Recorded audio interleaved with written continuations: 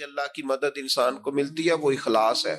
جو لوگ ریاکاری کر رہے ہوتے ہیں وہ تو دولت اور شہرت کے رستے پہ ہوتے ہیں، اقتدار کے رستے پہ ہوتے ہیں، راہ خدا پہ تو ہوتے ہی نہیں۔ تو راہ خدا پہ جو لوگ ہوتے ہیں انہیں مدد نصیب ہوتی ہے، اس کے لیے اپنی نیتوں اور اپنے ارادوں کو ٹھیک رکھنا، اپنی نیتوں کا وضو رکھنا بڑا ضروری ہوتا ہے۔ جن لوگوں کے اندر اخلاص ہوتا ہے انہیں اللہ کی مدد ملتی ہے۔ جو ریاکار ہوتے ہیں، تصنع بناوٹ والے ہوتے ہیں، وہ تو صرف ماحول کے اندر اپنے حق میں رائے قائم کرنا چاہتے ہیں، ان کو مدد الہی کیسے ملے گی؟ چوتھی بات یہ ہے، نہ تم نے گھبرانا ہے، نہ غم زدہ ہونا ہے، غالب تم ہی آؤ گے، غلبہ تمہارے نصیب میں لکھا ہے، شرط صرف اتنی ہے، ان کنتم مومنین، اگر تم کامل مومن ہو تو، اگر تم مومن ہو تو غلبہ تمہیں ملے گا، فتح تمہیں ملے گی، مدد تمہاری کی جائے گی، شرط یہ ہے کہ تم کامل ہوگے۔ اور دوسرا فرمایا والذین جاہدوا فینا لنہدینہم سبلنا، جو لوگ ہمارے رستے میں جد و جہد کرتے ہیں ہم ضرور انہیں رستہ عطا فرما دیتے ہیں۔ ایک تو کامل ایمان انسان کے پاس ہو، دوسرا اس میں جد و جہد ہو، ہمت ہو، کام کرے، کوشش کرے، بڑی جلدی تھک نہ جائے، بڑی جلدی ہار نہ مان جائے، بڑی جلدی گھبرا نہ جائے، بڑی جلدی وہ فیصلے کرنے میں تیزی نہ دکھائے، اس کے مزاج کے اندر جد و جہد ہو، کوشش ہو۔ کہ مدد ملتی ہے نماز پڑھنے سے اور مدد ملتی ہے صبر کرنے سے۔ جلد بازوں کو، بے صبروں کو، کم ہمتوں کو مدد نہیں ملتی۔ جو حکمت سے زیادہ جذباتیت کے قائل ہوں، تدبر اور فہم و فراست کی بجائے جلد بازی ان کا مزاج ہو، ان کو مدد کیسے ملے گی؟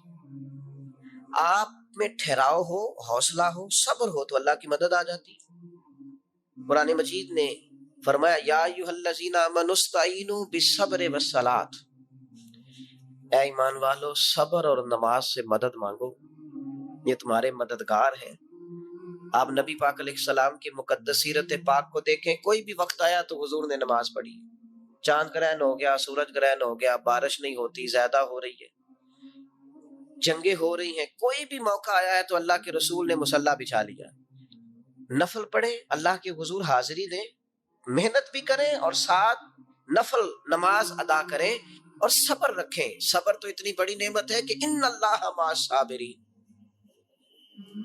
صبر کرنے والوں کو نری مدد ہی نہیں ملتی، صبر کرنے والوں کو تو خدا ملتا ہے، اللہ صبر کرنے والوں کے ساتھ۔ تو یہ کام کریں گے تو اللہ کی مدد ملے گی۔ پھر اللہ کی رحمت اور مدد ملتی ہے ذکر کرنے والوں کو۔ حضور سید عالم علیہ السلام نے فرمایا جب لوگ ذکر کرنے کے لیے بیٹھتے ہیں تو اللہ کی رحمت انہیں گھیر لیتی، پھر مدد ملتی ہے، رحم ہوتا ہے درود پاک پڑھنے والوں پر۔ ایک بار تو میرے محبوب پر درود پڑھ، تیرے اوپر 10 رحمتوں کا نزول کیا جائے گا۔ قانون خدا بندی یہ ہے کہ تو ایک بار محبوب پہ درود پڑھ، تیرے 10 گناہ معاف کر دیے جائیں گے، تیرے 10 درجے بلند کر دیے جائیں گے۔ تو پڑھیں درود، رحمت الہی میں نہا جائیں گے، اور پھر اللہ کی مدد ان لوگوں کو حاصل ہوتی ہے جو اللہ کی مخلوق پر رحم کرتے ہیں۔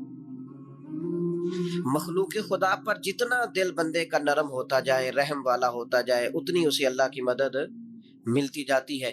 نبی پاک علیہ السلام نے فرمایا تم اللہ کی مخلوق پہ رحم کرو، اللہ تمہارے اوپر رحم فرمائے گا، اللہ تم پر رحم کرے گا، تم مخلوق خدا پہ رحم کرو۔ تو یہ چند چیزیں ہیں جن کی وجہ سے انسان کو اللہ کی مدد ملتی ہے، ان کو اپنایا جائے، ان کے مطابق اپنی زندگی کو ڈھالا جائے، مدد الہی نصیب ہو جائے گی۔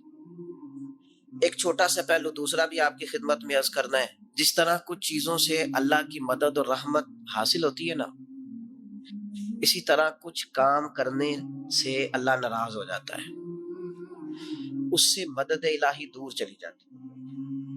سب سے پہلی چیز یہ ہے کہ جب لوگ اللہ کی یاد سے منہ موڑتے ہیں نا، تو اللہ فرماتا ہے وَمَنْ أَعْرَضَ عَنْ ذِكْرِي فَإِنَّ لَهُ مَعِيشَةً ضَنْكًا،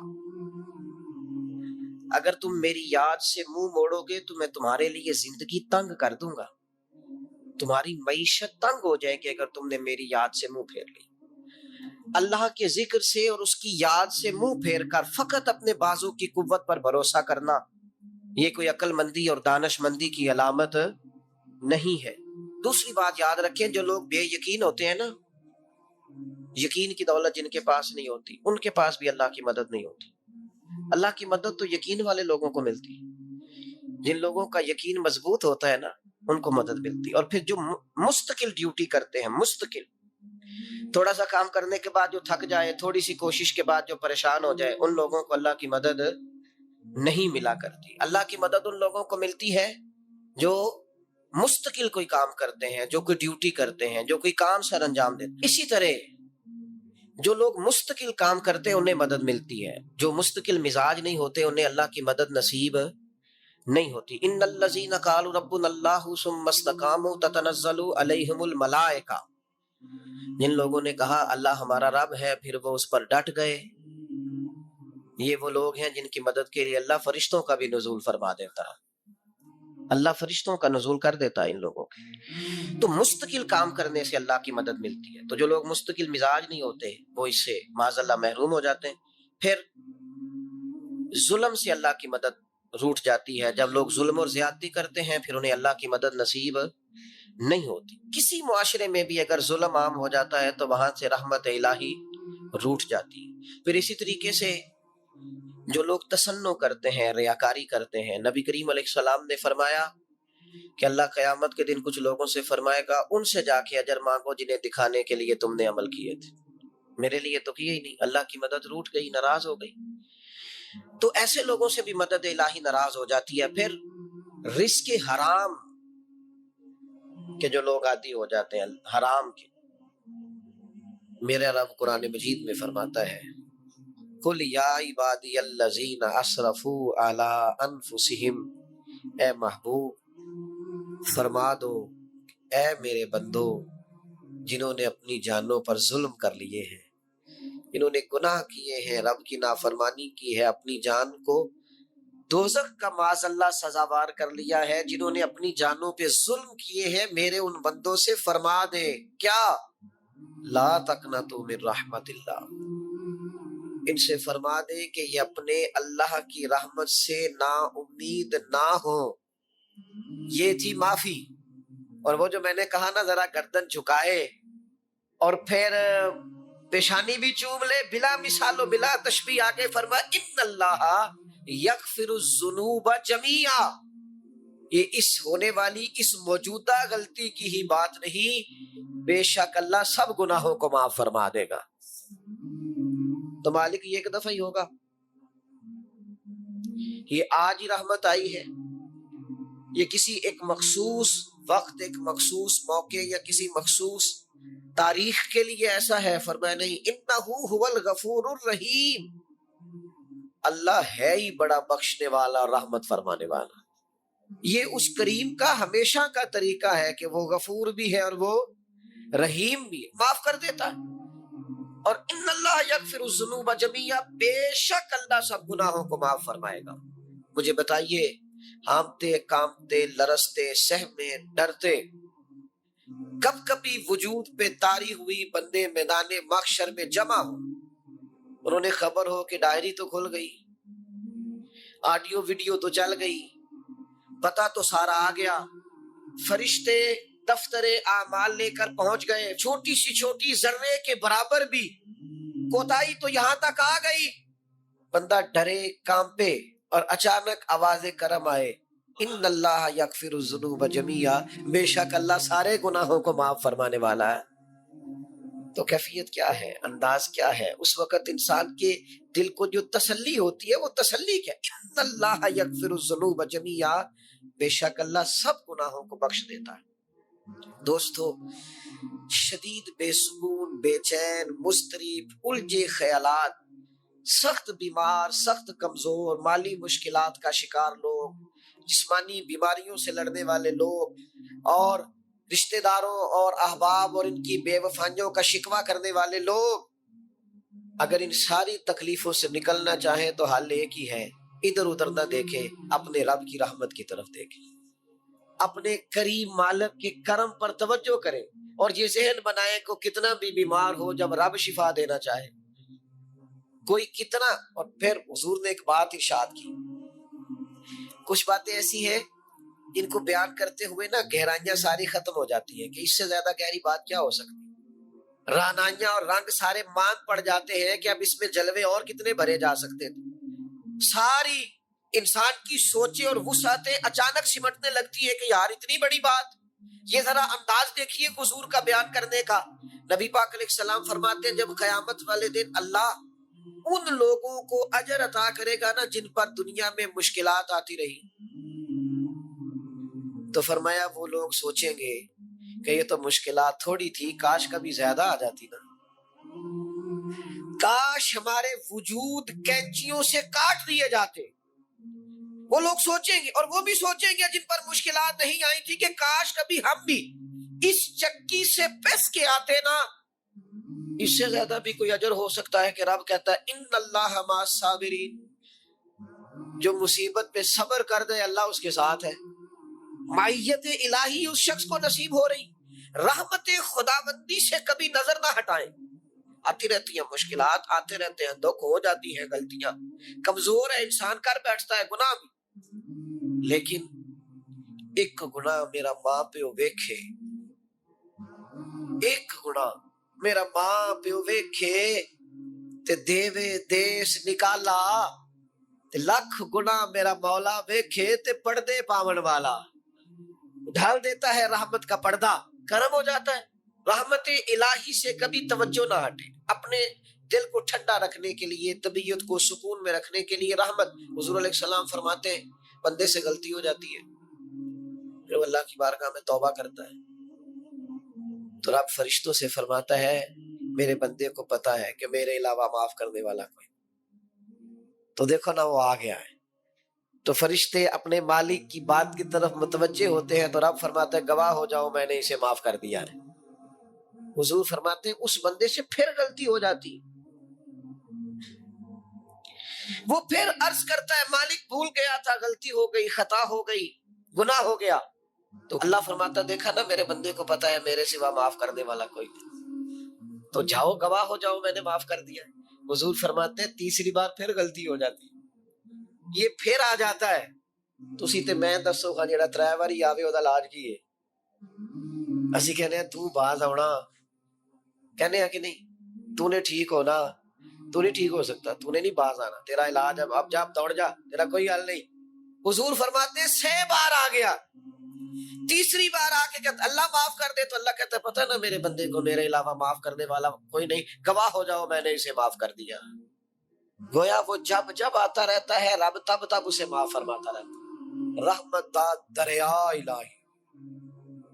یہ درویشوں نے جو باتیں کی ہیں بڑی سوچ سمجھ کے کی. رحمت دا دریا الہی ہر دم، رحمت دا دریا الہی ہر دم وگدا ہے. میں نے اگلا شعر نہیں پڑھنا، اتنا ہی میں ایک مصرے میں بات کرنی ہے صرف. رحمت دا دریا الہی، اگلا مصرا نہیں کہنا. اس کا معنی کیا ہے سمجھو. درویش کہتے ہیں ایسا نہیں ہوتا کہ کبھی کبھی رحمت ملتی ہے، ہر دم وگدا ہے تیرا. رحمت دا دریا الہی ہر دم، ہر دم دم دم ہر دم وگدا تیرا. بس جے وچوں ایک قطرہ بخشے نا مینوں وی تے کام بن جاندا ہی. دم دم ہر دم سے بندے کو اللہ کی رحمت ملتی ہے، ہر وقت کرم ہوتا ہے، ہر وقت. اس کے لیے تو نہ کسی جگہ کی پابندی ہے، نہ وقت کی پابندی ہے، نہ یہ ہے کہ وہ اس وقت میسر ہے اور معاذ اللہ اس وقت میسر نہیں، نہ اسے اونگ آتی ہے نہ نیند آتی ہے. صبح بھی کرم شام بھی کرم، وہ ہر وقت رحم ہی رحم فرماتا ہے. اور حضور فرماتے ہیں جب اس نے مخلوق بنائی تھی نا اسی وقت اس نے اپنے عرش پہ لکھ دیا تھا لوگوں میرا غضب زیادہ نہیں میری رحمت ہی زیادہ ہے. جس نے بنانے سے پہلے کہا تھا بنانے سے کروں شکر کتنا اور فخر کتنا کروں، تیرے کرم نے مجھے فائز المرام کیا اور بنا کے سید عالم کا امتی مجھ کو گناہ سے پہلے ہی بخشش کا انتظام کیا. جب حضور کا امتی بنایا تھا نا تو گناہ تو بعد میں کرنے تھے نا، امتی بنا کے بخشش کا بندوبست پہلے کر دیا ہے. بخشش کا بندوبست میں زیادہ نہیں کھول سکتا اس بات کو، غلطی بعد میں ہونی ہے، بخشش کا بندوبست پہلے. اور حضور فرماتے ہیں رب نے مخلوق بنائی تو یہ لکھ دیا کہ لوگوں یاد رکھنا غضب زیادہ نہیں ہے، رحمت ہی تمہیں کرم ہی زیادہ ملے گا۔ اچھا حضور نا کئی طریقوں سے اس رحمت کو بیان کرتے ہیں، کئی زاویوں سے، کئی مختلف انداز سے اللہ کے کرم کو لوگوں کے سامنے اجاگر کرتے ہیں۔ حضور علیہ الصلوۃ والسلام کے سامنے نا ایک جنگ کا موقع تھا تو ایک عورت کا بچہ گم ہو گیا۔ یہ نا ساری گھنٹیاں بج جاتی ہیں اگر کوئی بچہ گم ہو جائے، جتنی گھنٹیاں ہوتی ہیں نا، دل کی بھی، روح کی بھی، کانوں کی بھی، ساری گھنٹیاں ہی، مطلب آپ فوری طور پر جو لٹک جاتے ہیں نا زمین آسمان کے بیچ کے، بچہ بڑی دیر سے بیل ہی نہیں رہا، وہ جو ایک وقت ہوتا ہے نا وہ پل صراط پہ گزرتا ہے، یہ آسان ہے۔ ڈاکٹر کہہ دینا رپورٹ کرا لو مجھے فلانے سخت بوسی مرض کا ڈر ہے، تو وہ رپورٹ کرانے کے بعد جو اس کے نتیجے کا انتظار ہوتا ہے نا، وہ جو کرب ہوتا ہے وہ خطرناک ہوتا ہے۔ اب بات کو سمجھیں، انسان کو محسوس ہو کہ میرے جگر کا پارا، میرا ٹکڑا، میرا بیٹا مل نہیں رہا، تو کیفیات کا رنگ اور ہو جاتا ہے۔ یہ ایک وارفتگی ہے نا، بچے کے ساتھ پیار ہے۔ ایک جنگ کا موقع تھا، نبی کریم صلی اللہ تعالی علیہ وسلم تشریف فرما ہے، ایک عورت کا بچہ گم ہو گیا، وہ بڑی بے چین ہے، بڑی نڈھال ہے، بڑے کرب میں ہے، تڑپتی ہے، کبھی ادھر بھاگتی، کبھی ادھر بھاگتی، کبھی اس سے پوچھتی، کبھی اس سے سوال کرتی، تلاش رہی ہے اپنے بچے کو۔ تو یہ سارا منظر، یہ ساری تصویر لوگوں کی آنکھوں کے سامنے، تو اس کرب کو ہر شخص محسوس کر رہا تھا، اس کی کیفیت کو ہر آدمی اپنی آنکھوں سے دیکھ رہا تھا۔ اللہ کے حبیب علیہ الصلوۃ والسلام نے اس وقت جب لوہا پورا گرم ہو گیا، ذہن پورے تیار ہو گئے، تو محبوب نے ایک مسئلہ سمجھایا۔ حضور فرمانے لگے بتاؤ نا، اگر اس خاتون کو اس کا بچہ مل جائے جو اتنی تڑپ رہی ہے، تو کیا اس بچے کو آگ میں ڈال دے گی؟ تو وہ کیفیت سارے دیکھ رہے تھے، مشکات میں حدیث موجود ہے۔ عرض کی یا رسول اللہ، سوال ہی نہیں پیدا ہوتا، اس کا جو درد ہے، اس کی جو تڑپ ہے، اس کی جو کیفیت ہے، وہ تو کچھ اور پتہ دیتی ہے۔ تھوڑی دیر کے لیے بچھڑ گیا ہے تو اتنی تکلیف میں ہے، تو کجا یہ کہ وہ آگ میں جلا دے۔ جب ذہن یہاں تک تیار ہو گئے، لوگوں کا ذہن یہاں تک تیار ہو گیا، تو اب میرے کریم محبوب کی آنکھوں میں آنسو آئے۔ اب حضور نے رحمت الہی کا جھونکا لوگوں کو دیا۔ کریم فرمانے لگے جتنا یہ اپنے بچے سے پیار کرتی ہے نا، رب کریم اس سے بڑھ کر اپنے بندے سے محبت فرماتا۔ بس یہاں بات محبوب نے بند کر دی، یعنی فرمایا کھولتے رہنا۔ مانا کیا ہے کہ اگر یہ نہیں نہ دوزخ میں پھینکنا چاہتی اپنے بچے کو، تو رب بھی اپنے بندوں کو سزا نہیں دینا چاہتا۔ ساری زندگی کوئی رب کی عبادت کرے، ایک سجدہ بھی معاذ اللہ کسی بت کو کر دے، پچھلی ساری عبادتیں کارت چلی گئی، مشرک ہو جائے گا۔ ایک منٹ کی بھی ملاوٹ دین برداشت، سمجھوتا کیسے کر لیتے ہیں لوگ اصولوں پر، نہ کریں سمجھوتا۔ آپ ذرا کھڑے ہونا سیکھیں، آپ تھوڑا ڈٹنا سیکھیں، آپ تھوڑا اپنا مورال بلند کریں، آپ کا کوئی سٹیٹس ہونا چاہیے، کوئی معیار ہونا چاہیے۔ اپنے مقصد پر کبھی بھی کوئی سمجھوتا نہیں ہو سکتا، نہیں ہو سکتا۔ تو ایک تو اصولوں پر سمجھوتا نہیں، دوسرا دھمکیوں کی پرواہ نہیں۔ زندگی جو ہوتی ہے نا، اس نے بہرحال ختم ہونا ہوتا ہے۔ تو اگر کوئی شخص اپنے نیک، جائز اور دینی مقصد کے راستے میں دھمکیوں کی پرواہ کرنے لگ جائے، وہ خیال ہی نہ کرے کہ میں دین بیان کر رہا ہوں اور پھر 2-4 باتیں پوری ہوئی نہیں اور وہ ڈر جائے، تو وہ کمزور پڑ جائے گا۔ 1 2 4 5 منٹ کے اندر بلیک میل ہو جاتے ہیں لوگ، کوئی برداشت ہی نہیں کر پاتے، نتیجے اس کے ٹھیک نہیں نکلتے۔ یہ کام بھی کفار نے کیا۔ نبی پاک علیہ السلام نے اعلان نبوت کیا تو سلسلہ جب آگے چلا تو ایک ٹائم ایسا آیا کہ ساری برادری اکٹھی ہو کے جناب ابو طالب کے پاس آ گئے۔ یہی چچا تھے جو حضور کی ہر حوالے سے طرفداری بھی کرتے تھے، حمایت بھی کرتے تھے۔ وہ آئے، آ کے جناب ابو طالب سے کہا کہ یہاں تو آپ اپنے بھتیجے کو منع کریں، وہ ہمارے معبودوں کو برا بھلا کہہ کے ہمارے جذبات کو ٹھیس پہنچاتے ہیں معاذ اللہ، یا پھر آپ تیار ہو جائیں ہم سے جنگ کرنے کے لیے۔ اور شدید انداز میں بات کی۔ جناب ابو طالب نے ایک دفعہ تو ٹال دیا، اب دوسری دفعہ پھر آ گئے، آپ سے کہا تھا پر آپ نے بات نہیں کی، آپ دیکھ لیجئے، یا آپ حمایت چھوڑ دیں، ہم جانے وہ جانے۔ اور شدید دھمکی دی انہوں نے۔ جناب ابو طالب بوڑھے تھے، اور پھر یہ کہ ساری برادری انہوں نے نبی پاک علیہ السلام کو بلایا، سرکار تشریف لائے تو کہا بھتیجے میں نے ہر موقع پر آپ کی مکمل حمایت کی ہے، میں ساری برادری کا بوجھ نہیں اٹھا سکتا، آپ اپنے قبیلے کے ساتھ بیٹھ کے بات کر لیں۔ اور وہ کہہ رہے ہیں کہ یہاں تو آپ باز آ جائیں، یہاں پھر جنگ ہوگی۔ تو یہ میرے رسول پاک علیہ السلام کا مقصد کے لیے عزم ہے۔ نوجوانوں سنو اور یاد رکھو، کریم فرمانے لگے کہ ذرا لفظوں کی حرارت دیکھنا اور جملوں کا روب دیکھنا اور گفتگو کا ولولہ دیکھنا۔ کریم فرمانے لگے چچا یہ میرے سیدھے ہاتھ پر سورج لا کے رکھیں اور دوسرے پر چاند لا کے رکھیں تو دین کی تبلیغ پھر بھی نہیں چھوڑوں گا، کہتا رہوں گا لا الہ الا اللہ۔ اور حضور علیہ الصلوۃ والسلام نے فرمایا میں دین کی تبلیغ کرتا رہوں گا، اور چچا دو ہی باتیں ہیں، یا دین غالب آ جائے گا یا میں اپنی جان دین کے راستے میں پیش کر دوں گا۔ یہ رسول پاک کا دیا ہوا فلسفہ ہے کہ آپ کو دین کا کام کرنا ہے تو جان لڑا کے کرنا ہے، یہ شہادت کا ہے، الفت میں قدم رکھنا ہے۔ لوگ آسان سمجھتے ہیں مسلمان ہونا، آپ کو پھر پوری مشقت کے ساتھ زخم پہ زخم کھا کے جی خونے جگر کے گھونٹ پی آہ نہ کر لبوں کو سی، یہ عشق ہے، کوئی دل لگی نہیں۔ چپ کر کوئی گلہ نہ کرنا، شکوہ نہ کرنا، کسی قسم کا لفظ زبان پہ اعتراض کا نہ لانا، یہ عشق ہے، کوئی دل لگی نہیں۔ دعا کرو رب کریم جب عزت دے تو پھر ذلت سے بچائے، اللہ جب آسانی دے تو پھر دقت سے بچائے، رب کریم جب رحمت کرے تو پھر اپنے غضب سے بچائے، اللہ جب عطا کرے تو پھر اپنی ناراضگی سے بچائے۔ نبی پاک علیہ السلام نے خود ایک قصہ بیان فرمایا بنی اسرائیل کا۔ حضور فرمانے لگے 3 شخص تھے، ایک کوڑ کے مرض میں مبتلا تھا، کوڑا تھا، ایک گنجا تھا، ایک نابینا تھا، ہر وقت پریشان رہتے تھے۔ میرے رب نے ان کو آزمانے کا فیصلہ کیا۔ دیکھو اللہ کے آزمانے کا طریقہ کیا ہے۔ ایک فرشتہ انسانی شکل میں آیا، سب سے پہلے جس کو کوڑ کا مرض تھا اس کے پاس آیا۔ حضور سید عالم صلی اللہ تعالی علیہ وسلم بیان فرماتے ہیں، اس نے آ کے اس سے کہا کیا چاہتے ہو؟ اس نے کہا یار مجھے کوڑ کا مرض ہے، لوگ مجھ سے نفرت کرتے ہیں، گھن کرتے ہیں، کاش میری کھال ٹھیک ہو جائے، جلد ٹھیک ہو جائے، بیماری چلی جائے۔ تو فرشتے نے ہاتھ پھیرا، اللہ نے شفا عطا کر دی۔ شفا کس نے دی؟ ہاتھ کس نے پھیرا؟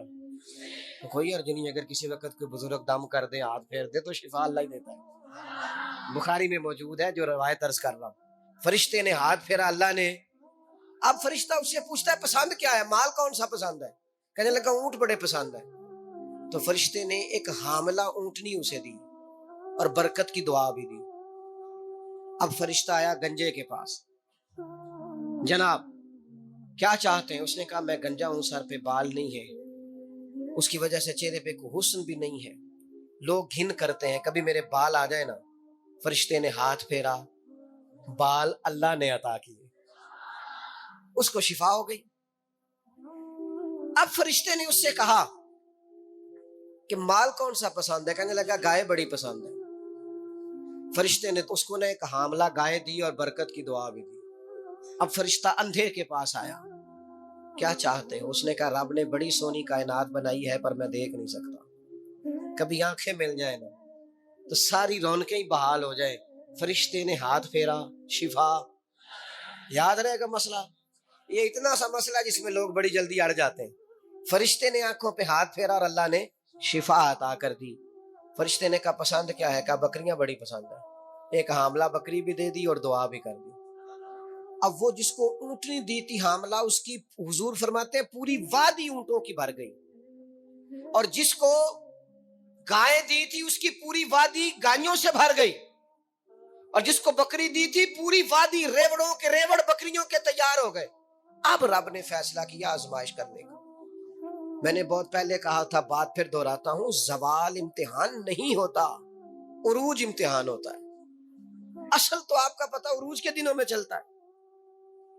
اللہ نے فرشتہ بھیجا، وہی انسانی شکل میں سب سے پہلے اس کوڑ کے مرض والے کے پاس آیا، کہا یار میں مسافر ہوں، کہیں سفر پہ جانا تھا، تو اللہ کی مدد آپ کا تعاون درکار ہوا تو سفر ہو سکتا ہے، ایک اونٹ مجھے چاہیے۔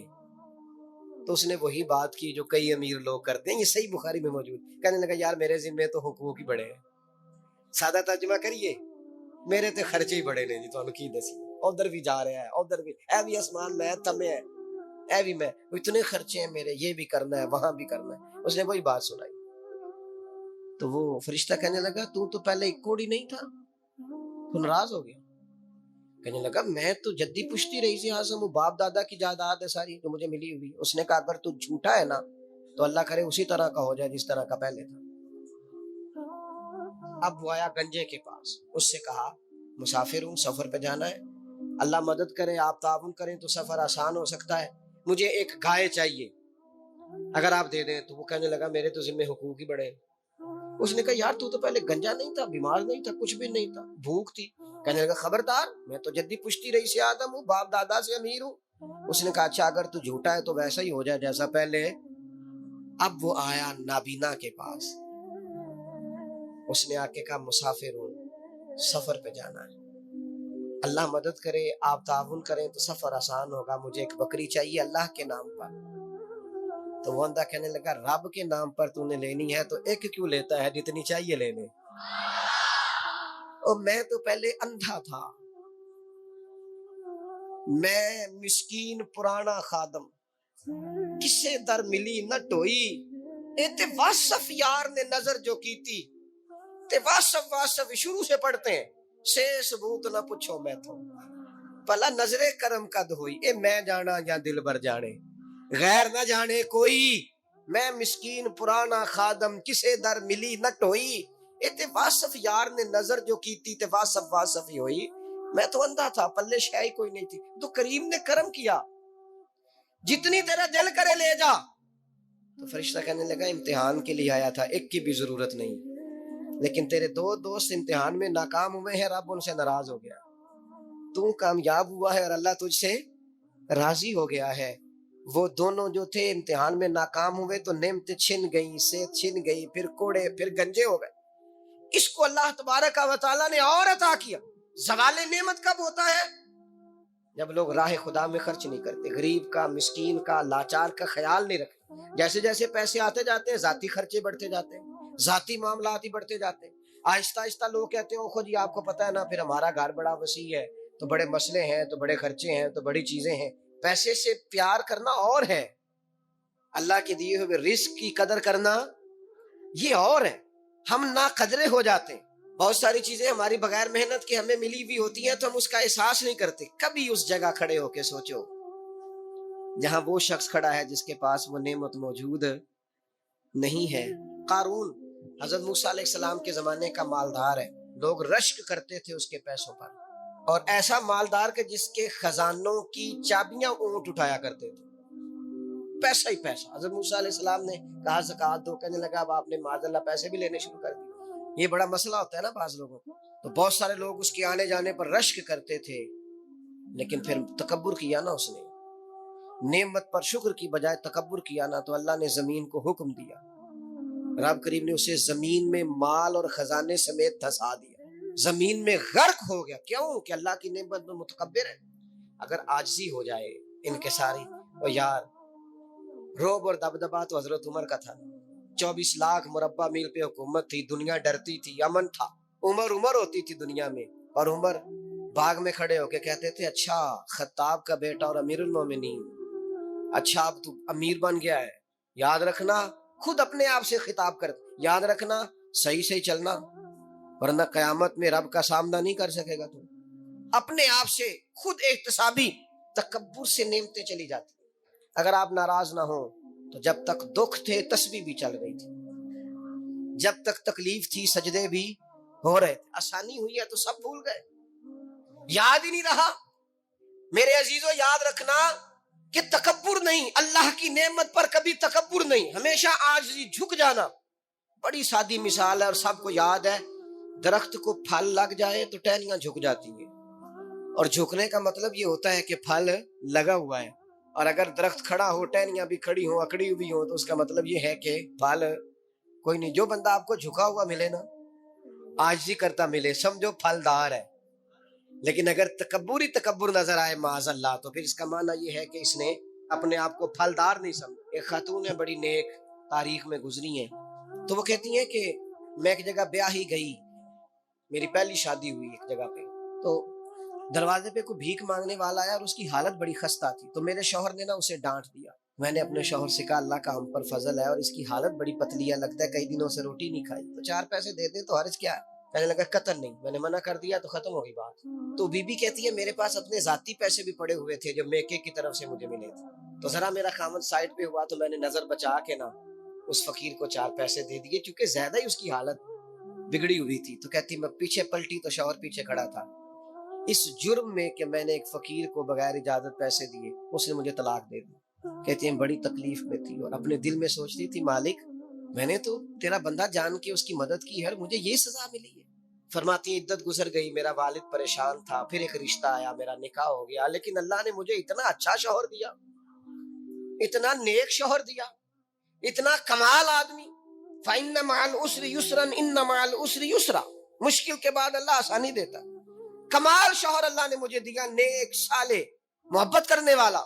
فرماتی ہیں اسی طرح میں ایک دن اپنے شوہر کے ساتھ بیٹھی تھی، دروازے پہ دستک ہوئی تو میں شوق میں اٹھی، اپنے شوہر سے کہا میں دے کے آؤں فقیر کو؟ کہنے لگا جتنا مرضی دے دو۔ کہتے ہیں دروازے پہ گئی تو میری چیخ نکل گئی، اس لیے کہ دروازے پہ جو مانگنے آیا وہ میرا پہلا شوہر تھا۔ بے پرواہی ویک سجن دی جتھے کسے دی پیش نہ جاوے، انہیں مالاں والے در در رولے تے منگتے ہیں تخت بٹھاوے، اوے سجنا ہو کسے نو کارا مل دئی، کوئی کعبے ہو خالی آوے۔ وہ میرا پہلا شوہر دروازے اتنے وہ بھی تڑپ گیا۔ کل تک تکبر تھا، غرور تھا کہ ہم مالدار ہیں، ہم کسی غریب کو کیا دیں، لیکن آج یہ حال ہے کہ وہ خود دروازہ دروازہ بھیک مانگ رہا تھا۔ نہ قدری، نہ شکری، تکبر یہ زوال نعمت کا باعث بنتا، انسان کے پاس سے نعمت رخصت ہونے لگ جاتی ہے۔ ایک چوتھی بات جو زوال نعمت کا باعث بنتی ہے وہ یہ ہوتی ہے کہ اللہ کی نعمت کو صرف اپنا حق سمجھ لینا۔ اللہ نے جو ہمیں دیا ہے نا وہ سارا ہمارا نہیں ہوتا، اس میں مسکین کا بھی حق ہوتا ہے، یتیم کا بھی حق ہوتا ہے، کمزور کا بھی حق ہوتا ہے، سائل کا بھی حق ہوتا ہے۔ سخت جملہ ہے پر چلو کوئی بات نہیں، کبھی کبھی کڑوی گولی سے بھی فرق پڑتا ہے۔ بعض لوگوں کو اللہ نعمت دیتا ہے وہ سانپ بن کے بیٹھ جاتے ہیں، وہ سمجھتے ہیں ہمارا حق ہے اور کسی کو دے کے احسان جتلاتے ہیں۔ میں ایک محفل میں گیا تو مجھے کہنے لگے 2 عمرے کے ٹکٹ بھی ہم نے دینے ہیں تو آپ نکال کے جائیں۔ میں کہا جنہوں دینے دے چپ کر کے دے دیو، یہ نہیں دیے جاتے۔ آپ نے اس کی فوٹو ہی بنانی ہے، کسی کو عمرہ کرا رہے ہو چپ کر کے دے دو، ختم ہو گئی بات۔ بچیوں کی، غریب بچیوں کی شادی کرانی ہے تو وہ ساری لائنوں میں بنا کے تصویریں بنانے کی کیا ضرورت؟ آپ سانپ بن کر نہ بیٹھیں۔ اللہ نے جو نعمت دی ہے، اور مشکات میں حدیث ہے حضور علیہ السلام نے فرمایا رب تمہیں جو رزق دیتا ہے تمہارے ضعیف اور کمزور لوگوں کی برکت سے عطا کرتا ہے، تو ان کی برکت سے تو تمہیں مل رہا ہے اور تم تکبر کرتے جا رہے ہو، غرور کر رہے ہو، اور تم کہتے ہو نہیں یہ میرا حق تھا۔ حق نہیں تھا بھائی، خدا نے اپنے فضل سے عطا کیا۔ اچھا پھر کچھ بندے بھول ہی جاتے ہیں، گاؤں سے آ کر پڑھنے والے بھول ہی گئے کہ کس کی ماں نے کتنا زیور بیچا، وہ جدی پشتی امیر بن جاتے، وہ کہتے ہو نہیں جی اللہ دا فضل ہے جی، دادا جی دی بھی بڑی گل سی۔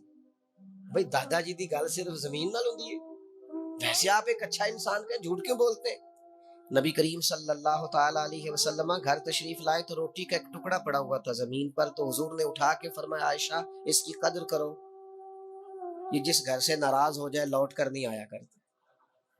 اللہ نے نعمت دی ہے، لوگ قدر نہیں کرتے۔ میں نے بہت سارے مالدار دیکھے ان کے بچے پیسوں کی قدر نہیں کرتے، رزق کی قدر نہیں کرتے، صحت کی قدر نہیں کرتے۔ اللہ نے اگر آسانی دے دی ہے پڑھنے کی، لکھنے کی، سمجھنے کی، قدر نہیں کرتے۔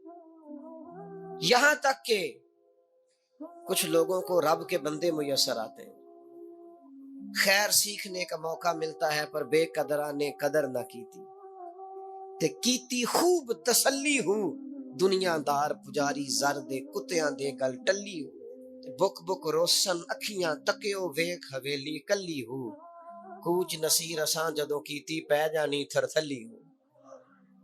نا قدری یہ بھی زوال کا باعث بنتی ہے۔ اللہ نے نعمت دی ہے اس کی قدر کرو، صحت کی قدر کرو، آواز کی قدر کرو، ہمت ہے تو اس کی قدر کرو۔ نعمت کی قدر نہیں کرتے لوگ۔ نبی کریم صلی اللہ تعالی علیہ وسلم نے اللہ کی بارگاہ میں دعا مانگی ہے تعلیم امت کے لیے۔ حضور نے دعا مانگی اے اللہ، نعمت کے زوال سے بچا کے رکھنا۔ زوال نعمت سے بچا. زوال نعمت صرف یہ نہیں ہوتا کہ پیسے چلے جائیں، یہ بھی زوال نعمت ہے کہ انسان تہجد پڑھتا تھا اور اب 5 نمازوں کی بھی توفیق حاصل نہیں. یہ بھی زوال نعمت ہے کہ مکمل اسے قرآن مجید یاد تھا، اب ایک رکوع بھی پڑھ نہیں پاتا. یہ بھی زوال نعمت ہے کہ اس کی زبان پر شکر رہتا تھا اور شکوہ شروع ہو گیا. یہ بھی زوال نعمت ہے کہ اس کے دل کے اندر ہمیشہ صبر کے جذبے موجزن رہتے تھے، لیکن اب بے چینی، بے قراری، اضطراب اور جلد بازی آ گئی. حضور علیہ السلام نے دعا فرمائی ہے اللہ زوال نعمت سے بچا. اور رب کریم نے بھی قرآن حکیم میں جو ارشاد فرمایا نا، فرمایا وَاشْكُرُوا لِي وَلَا تَكْفُرُونَ، میرا شکر ادا کرنا، کفر نہ کرنا، کفران نعمت نہ کرنا، شکر کرنا. نعمت انسان کو ملتی ہے لیکن کچھ لوگ اس نعمت کے بارے میں فتنے اور آزمائش کا شکار ہو جاتے ہیں. بڑا بڑا عروج لوگوں کو ملا لیکن وہ سنبھال نہیں پائے اپنا عروج، اس کا دفاع نہیں کر پائے، اس سے کوئی کام نہیں لے سکے. اللہ تعالیٰ نے جو بلندی عطا فرمائی تھی، اس بلندی اور اس بڑی گہری چھاؤں میں لوگوں کو نفع نہیں دے سکے. قرآن مجید نے عروج و زوال کی جو داستان بیان کی ہے، اس میں ایک داستان بنی اسرائیل کی بھی ہے. قرآن مجید فرقان حمید کو آپ دیکھیے، یا بنی اسرائیل اذکروا نعمتی التی انعمت علیکم وانی فضلتکم علی العالمین. اے یعقوب علیہ السلام کی اولاد، میرا وہ احسان یاد کرو، میری وہ نعمتیں یاد کرو جو میں نے تم پر کی تھی. وانی فضلتکم علی العالمین، اور میں نے تمہیں جہان والوں پر فضیلت عطا فرمائی. ایک یہ دور ہے من و سلوہ اتر رہا ہے، دریا رستہ چھوڑ رہا ہے. حضرت موسیٰ کلیم علیہ السلام کی انہیں سایہ شفقت اور رحمت حاصل ہے. ایک یہ وقت ہے، لیکن کیا کیا انہوں نے؟ اللہ کے ہر حکم کی نافرمانی شروع کر دی. انہیں کہا کہ من و سلوہ سنبھال کے نہ رکھنا، انہوں نے ناشکری کی اور اسے سنبھال کر رکھنا شروع کر دیا. جو کام بھی کہا گیا اس میں نافرمانی کرتے چلے گئے. وہی قرآن مجید جو چند آیات پہلے کہتا ہے نا، انی فضلتکم علی العالمین، اے یعقوب کی اولاد، ہم نے تمہیں تمام جہانوں پر فضیلت عطا کی. وہی قرآن مجید آگے جا کے کہتا ہے جب میری نافرمانی کی، وَضُرِبَتْ عَلَيْهِمُ الذِّلَّةُ وَالْمَسْكَنَةُ، فرمایا ہم نے ان پر ذلت اور مسکینی مقرر کر دی. جس رب نے فضیلت دی تھی، پھر اسی رب نے ان پر ذلت مقرر کر دی. کیوں؟ کفران نعمت کیا ہے، اللہ کی نافرمانی کی ہے، خدا کے فضل سے ملی ہوئی چیزوں کو اپنی ذاتی جاگیر سمجھا ہے، مسلسل اللہ کے انبیاء کو ستایا ہے، نبیوں کا قتل تک معاذ اللہ کیا. یہ عروج و زوال کا عجیب رنگ دیکھو کہ انی فضلتکم علی العالمین وضربت علیہم الذلہ، ایک ہی پارے میں، ایک ہی مقام پہ. میں گاڑی میں سفر کر رہا تھا، بچہ میرے ساتھ گاڑی چلا رہا تھا، تو 2-4 دیہاتی لوگ گاڑی کے آگے وہ سڑک پہ کھڑے تھے، تو اب سمجھ نہیں آ رہی تھی کہ یہ آگے کی طرف جانا چاہ رہے ہیں کہ پیچھے کی طرف آنا چاہ رہے ہیں. تو اس بچے نے سخت لفظ کہے کہ یار حد ہو گئی ہے، لوگوں کو سڑک کراس کرنے کی بھی عقل نہیں. میں نے کہا پتر یہ مقام شکر تھا، میں نے بسوں پہ سفر کیا ہے، مجھے اس کی تکلیف کا پتہ ہے. آپ کے نیچے گاڑی ہے اور آپ کو صرف 2 منٹ رکنا ہے کہ یہ گزر جائیں اور آپ اسی پر ہی پریشان ہیں. آپ ان کو گزر جانے دیں، آپ بریک لگا لیں، یہ آگے جائیں یا پیچھے جائیں، ٹائم دیں، قدر کریں. اگر اللہ نے نعمت دی ہے اسے ذاتی حق نہ سمجھیں. ایک تو ناقدری زوال نعمت کا باعث بنتی ہے، پھر ناشکری. جب لوگ شکر نہیں نہ کرتے پھر نعمتیں چلی جاتی ہیں. لَإِن شَكَرْتُمْ لَأَزِيدَنَّكُمْ، اگر تم شکر کرو گے تو میں نعمتوں میں اضافہ کر دوں گا. اور رب فرماتا ہے وَلَئِن كَفَرْتُمْ إِنَّ عَذَابِي لَشَدِيدٌ، اگر تم نے کفران نعمت کیا تو میرا عذاب بھی بڑا سخت ہے. تو اس عذاب کا ایک معنی یہ بھی علماء نے کیا ہے کہ وہ نعمت تم سے چلی جائے گی اگر شکر نہیں کرو. کفران نعمت کرو گے، ناشکری کرو گے، وہ نعمت رخصت ہو جائے. بہت سارے لوگ ہیں قدر ہی نہیں کرتے. جہاں بھی آپ ہیں، جس مقام پر بھی ہیں، جہاں بھی ہیں، آپ کا سینہ ہر وقت چوڑا ہونا چاہیے. میں اپنے دوستوں کو سمجھانے کے لیے کہا کرتا ہوں کہ میں ناز سے کہتا ہوں جس طرح کے استاد مجھے ملے ہیں دنیا میں کسی کو نہیں ملے، اور جس طرح کے ماں باپ مجھے ملے ہیں میرا خیال ہے شاید کسی کو نہ ملے ہو. اور پھر اس کے بعد جس طرح کے دوست، شاگرد، مرید، پیار کرنے والے، کہ دیکھو نا دوستوں کو جگہ نہیں ملی، کھڑے ہیں یہاں پہ. تو میں پھر کبھی کبھی ناز سے کہا کرتا ہوں خدا جانے بلندی ہے کہ پستی، پر جہاں میں ہوں وہاں کوئی نہیں ہے۔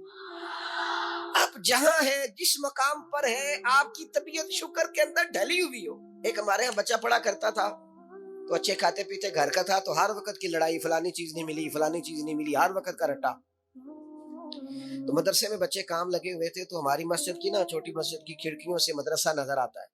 میں نے اسے کہا پتر کو دیکھ ذرا کیا ہونے لگا ہے۔ تو مزدور نے پونا کھولا، دوپہر کا ٹائم تھا، پھر اس نے ہاتھ دھوئے، پونا کھولا، پانی رکھا، پھر وہ چھوٹا سا توڑا تھا سیمٹ والا، وہ بچھا کے اس پر وہ بیٹھ گیا۔ پھر اس نے جب کھولا نا پونا، تو اس میں سے جو روٹی تھی وہ کافی ساری، اچار وغیرہ سالن، وہ کچھ پونے کو بھی لگ گیا تھا۔ پھر اس نے جس شوق سے بسم اللہ پڑھی ہے نا، اور جس مزے سے روٹی کھائی ہے نا اس نے، اور پھر اسے اس کے تلفظ نہیں ٹھیک ہوگا، پر لفظ تاثیر سے بنتے ہیں، تلفظ سے نہیں۔ ہو سکتا ہے اسے سیکھنے کی ضرورت ہو، لیکن اس نے جب وہ کھا کے ہاتھ اٹھائے نا، اور کپڑے سارے مزدوری سے بھرے ہوئے، اور جس ذوق سے اس نے آسمان کی طرف دیکھا، میں نے کہا پتر اس کو رزق کھانا کہتے ہیں اور اس کو شکر کرنا کہتے ہیں۔ یہ لائن لگی ہوئی ہے کھانے پینے والی چیزوں کی، اور میں نہیں کھانی، تو میں نہیں کھانی، تو یہ میری پسند کی نہیں ہے، تو یہ میرے ابا جی کہا کرتے تھے بھوک لگی ہوئے تے ہر شے دا سواد ہے، تے نہ لگی ہوئے تے بڑے نخرے نے۔ نہ قدری اور نہ شکری یہ زوال نعمت کا باعث بنتی۔ کبھی نہ شکری نہ کریں، جو چیز ہے اس پر خدا کا ڈھیروں ڈھیر شکر ادا کریں، اور ہر حال میں شکر ادا کریں۔ کہیں مالک نے جو مجھے دیا ہے کرم ہی ہو گیا، جو اللہ نے مجھے عطا کی ہے اس پر اس کی رحمت ہو گئی، فضل ہو گیا ہے۔ حضور علیہ السلام نے فرمایا 70,000 لوگ ہوں گے جنہیں رب حساب کے بغیر جنت عطا کر دے گا۔ فرشتے بھی حیران ہو کے پوچھیں گے تم کون ہو، کوئی حساب کتاب ہی نہیں ہوا؟ وہ کہیں گے ہم وہ ہیں جو ہر حال میں اپنے رب کا شکر ادا کرتے ہیں۔ وجود ڈھلے، میں اپنے دوستوں سے کبھی کبھی کہتا ہوں میرا نا وجود ڈھلتا ہے۔ کبھی آپ نے موم بتی دیکھی ہے؟ اس کا وجود ڈھلتا ہے۔ ایک درویش نے کہا ہے وہ اس لیے ڈھلتا ہے کہ وہ سمجھتی ہے میرے اوپر روشنی ہے، اس روشنی کی وجہ سے وہ ڈھلتی جاتی ہے، وہ نعمت بڑی ہے، میرے اوپر نور ہے، لہذا وہ شکر میں ساری ڈھل جاتی ہے، ملیا میٹ ہو جاتی ہے۔ تو میں بھی کبھی کبھی دوستوں سے کہتا ہوں یار میرا وجود ڈھلتا ہے خدا کے شکر میں۔ کبھی کبھی دل کرتا فٹافٹ سجدے میں چلا جاؤں، ایک منٹ نہ لگا۔ یہ ادارہ مکمل ہوا ہے نا، یہ ہم نے شروع کیا تو مجھے ایک صاحب کہنے لگے 40 سال لنگ جانے نے مولوی مسیطہ نہیں مکمل کر دے، اور میرے دماغ میں بات اڑ گئی، پھر یہ مکمل ہو گیا، اور اللہ کے فضل سے اس طرح مکمل ہوا ہے کہ علماء دیکھنے کے لیے آتے ہیں اور دیکھ کر کے لوٹ کے جاتے ہیں تو کہتے ہیں کمال ہی ہو گئی۔ تو میں کہتا ہوں خدا جانے بلندی ہے کہ پستی، پر جہاں میں ہوں وہاں شکر کریں، زندگی میں شکر کا مزاج پیدا کریں، شکر کی، اور ہر حال میں کریں۔ 2 بجے رات کو ایک شخص سید ابو البرکات شاہ صاحب سے مسئلہ پوچھنے آ گیا تو ان کے بیٹے سید محمود احمد رضوی صاحب رحمۃ اللہ تعالیٰ علیہ ناراض ہو گئے، کہنے لگے کوئی ٹائم ہے مسئلہ پوچھنے کا، سویرے نہیں پوچھ سکتے تھے؟ تو سید صاحب تھے نا، کہنے لگے محمود شکر نہیں ادا کرتے، کوئی اللہ کے رسول کے دین کی بات پوچھنے آیا ہے، آپ مقامی شکر پہ کھڑے ہو نا تو آپ کو زندگی سکون میں ملے گی۔ تیسری بات جس سے نعمتیں چلی جاتی ہیں وہ تکبر ہے۔ تکبر صرف ایک ذات کو زیبا ہے، متکبر صرف ایک ہے، وہ اللہ ہے۔ اللہ کی شان ہے کہ وہ متکبر ہے، پڑھا ہے نا سورہ حشر میں، اس کا ایک صفاتی نام یہ ہے کہ وہ کیوں، اس لیے کہ اسے بڑا ہی کوئی نہیں، سارے چھوٹے ہیں تو وہ اکبر ہے۔ تو ہم سے تو بڑے ہی بڑے ہیں نا، بلکہ میرے جیسے بندے سے تو سارے ہی بڑے ہیں نا۔ اب کرنا کیا ہے؟ عاجزی، نعمتیں ملے تو بندے میں عاجزی آئے۔ وہ یہ نہ کہتا پھر شکر ہے جی اللہ کا بڑا فضل ہے جی 300 بندے کو رمضان میں راشن بانٹتا ہوں، شکر ہے اللہ کا جی غریبوں کی مدد کرتا ہوں، میں نے جی ساری زندگی بہن بھائیوں کا بڑا، یہ شکر نہیں کر رہے آپ، یہ آپ بڑھوتری بیان کر رہے ہیں، تکبر نہیں۔ ڈھیر سارے لوگ ہیں جن کے پاس پیسہ آیا رویہ بدل گیا، اقتدار آیا رویہ بدل گیا، 4 دن تازگی آئی رویہ بدل گیا، حالات بدل گئے۔ بھائیو زوال نعمت کے معاملے میں اپنے رب کا خوف پیدا کریں، اللہ سے ڈریں ہر وقت۔ جب تک نعمتیں نہیں نہ ہوتی تو گزارا ہو جاتا ہے، اگر ملنے کے بعد چھن جائیں تو پھر تکلیف بہت زیادہ ہو۔ تو زوال نعمت سے بچنے کے لیے تکبر سے بچیں، ناشکری سے بچیں، ناقدری سے بچیں، اور پھر صرف اپنا حق سمجھنے سے بچیں، اسے بانٹیں، आजिज़ी में रहें, शुक्र में रहें। आप महसूस करेंगे कि लाइन शकरतुम लाज़ीदन्नकुम, अगर शुक्र अदा करोगे तो मैं नेमतों में इजाफा कर दूंगा, नेमतें महफूज भी हो जाएंगी, उनमें इजाफा भी होगा। हर वक्त नबी करीम शुक्र अदा करते, हर वक्त सहाबा और अहले बैत मकाम शुक्र पर फायज रहते। ये मकाम शुक्र इंसान को ज़वाले नेमत से बचाता है। अपने आप पर गौर करें, अगर कोई भी नेमत मौजूद है, वो औलाद की सूरत में है, वो सेहत की सूरत में है, वो बहन भाई माँ बाप दोस्त अहबाब बीवी बच्चों की सूरत में, जो भी इनाम अल्लाह के मौजूद है, उसमें कभी तकब्बुर का शिकार ना हो, खुद पसंदी का शिकार ना हो, कभी कोई ऐसा काम ना करें जिससे अल्लाह ताला की नाराज़गी का मूजब बने। अल्लाह तबारक व तआला हमें अमल की तौफीक अता करे।